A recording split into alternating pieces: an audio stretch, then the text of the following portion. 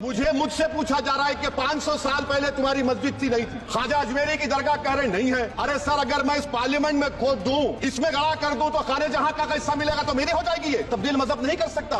सरकार से पूछना पड़ेगा मुझे अपना मजहब बदलने के लिए। अम्बेडकर आज जिंदा होते तो बाबा साहब को भी कहते कि आप जाकर परमिशन लो तो आप मजहब बदलना पड़ेगा आपको। वजीर आजम कहते कि वक्फ का ताल्लुक संविधान से नहीं है। अरे कौन पढ़ा रहा है वजीर आजम को? आर्टिकल 26 पढ़ा लीजिए। मकसद क्या है कि वक्फ की जायदादों को अक्सरियती तबके के लिए छीन कर दे दिया जाए। लैंग्वेज का, जबान का तहफ़्फ़ुज़ है, उर्दू को खत्म कर दिया गया। वो उर्दू जिसके हमारे मुजाहिदीन आजादी नारा दिया था, इनकलाब जिंदाबाद का, उस जबान को आप खत्म कर रहे हैं। आप कल्चर की बात इनसे पूछ लीजिए, वो बोलेंगे नहीं, हमारा जो कल्चरल नेशनलिज्म है वो कल्चरल नेशनलिज्म नहीं है बीजेपी का। वो कल्चरल नेशनलिज्म आलाजाद का हिंदुत्व का नेशनलिज्म है, जो भारत के इंडियन नेशनलिज्म से बिल्कुल मुख्तलिफ है। क्या नरेंद्र मोदी ने पार्लियामेंट को नॉमिनेट किया या पार्लियामेंट ने नरेंद्र मोदी को प्रधानमंत्री बनाया? बताइए। 81 की एक्ट को नहीं मानते सर। 2 ही तो सेंट्रल यूनिवर्सिटी मुसलमानों के, 1,80,000 आप ही के सरकार के दौर में मुसलमान हायर एजुकेशन निकल गए। आप अलीगढ़ मुस्लिम से छीनना चाह रहे हैं। नरेंद्र मोदी इस मुल्क में तारीख लिखना चाहते हैं। क्या तारीख लिखना चाहते हैं? कि मैंने इस देश को, गांधी अम्बेडकर के देश को मैंने हिंदू राष्ट्र बना दिया। मैं जिम्मेदारी के साथ कह रहा हूं कि भारत के प्रधानमंत्री और उनकी सरकार भारत के मुसलमानों से उनकी शनाख्त को छीनना चाहते हैं। ख्वाजा अजमेरी के आस्थाने पर चादर बिछाइए, मगर आप जो चादर मुझसे छीनना चाह रहे हैं, मेरी मस्जिद है, आप हर मस्जिद को छीनना चाहते हैं। आप बताइए 17 करोड़ मुसलमानों को क्या पैगाम दे रहे हैं आप, कि आप हर मस्जिद को छीन लेंगे मुझसे? फिर मेरा वजूद किस माने रखता है? आज मुल्क के 17 करोड़ मुसलमान भारत के वजीर आजम पर इत्मीनान भरोसा नहीं करते, बिल्कुल नहीं करते। बता रहा हूँ, खुल के कह रहा हूँ।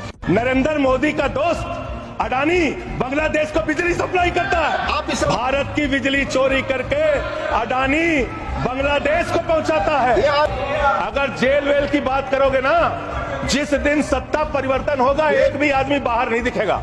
ऐसी बातें मत करो। आपस में बात नहीं। गाय काटने वाली कंपनी से चंदा लेने वाले लोग मेरे ऊपर सवाल उठा रहे हैं, सोच रहे हैं इनसे डर के चुपचाप बैठ जाएंगे।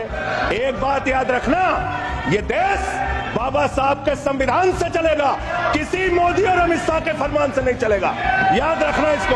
मैं नाम लूंगा, मैं अडानी का नाम इसलिए लूंगा कि LIC में मेरा भी पैसा है, SBI का मैं भी कस्टमर हूँ। प्रधानमंत्री हर एक के बारे में बात करेंगे, 140 करोड़ जनता मेरे पीछे कैसा है ये बताएंगे, लेकिन अडानी का नाम नहीं लेंगे। कहीं ऐसा ना हो जाए कि उस एक शख्स के चक्कर में 140 करोड़ जनता तुम्हारी हाथ से निकल जाए और आप लोग सड़क के ऊपर तालियां बजाएं। हम तो फूल थे, तुमने हमें काटा बना दिया और अब इसी कांटे से कहते हो कि चुभना छोड़ दे। नहीं छोड़ेंगे, हम लड़ेंगे, क्योंकि इस मुल्क के ऊपर जितना आपका इख्तियार है उतना इम्तियाज जलील का भी इख्तियार है। अगर आप हमारे साथ नाइंसाफी करेंगे तो हम खामोश नहीं बैठेंगे, हम लड़ेंगे। कि आपने इनकम टैक्स के अंदर रिबेट दिए, बहुत सारे लोगों को खुश किया और सैलरीड क्लास को कहा कि हम तुमको इनकम टैक्स में रिबेट दे रहे हैं, लेकिन अब जिंदगी के साथ भी और जिंदगी के बाद भी तुम्हारा EMI चलता रहेगा, तुम्हारा लोन चलता रहेगा करके ये एक संदेश सरकार ने दिया है।